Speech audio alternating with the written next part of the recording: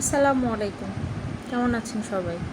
এই স্বৈরাচার পতনের পর থেকে আমাদের দেশে কিছু কুলাঙ্গার জনসাধারণ, চাকরিজীবী, কিছু স্টুডেন্ট যা শুরু করেছেন দেশটাকে আরও দুর্নাম করার জন্য, যা কিছু করতেছেন, যা কিছু হচ্ছে সব কিছু ইচ্ছাকৃতভাবে, যেন তারা দেশটাকে হীন দেখাইতে পারে। আরে এত দাবি দেওয়া, যখন তোদের হাসিনা মা ছিল তোদের মায়ের কাছে দাবি দাওয়া করিসনি কেন?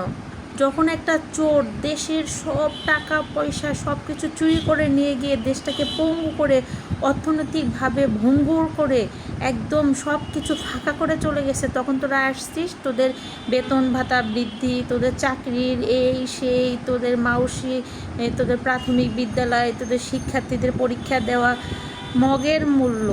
হাসিনা মায়ের সময় তো একটা কথাও বলতে পারিসনি, কাপুরুষের দলেরা, কুলাঙ্গরের দলেরা।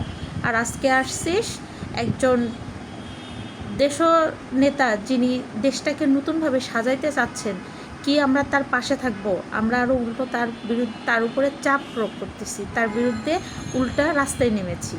কতটা কুলাঙ্গার জাতি আমরা! এই জন্যই তো আমাদের অবস্থানটা এরকম, বুঝতে পারছিস? এই জন্যই আমরা ফকির, কখনো রাজা হতে পারি না। প্রজা প্রজার মতোই থাকে, কারণ তাদের কর্মদোষে, তাদের বিবেক বিবেচনার দোষে। ধিক্কার তোদের!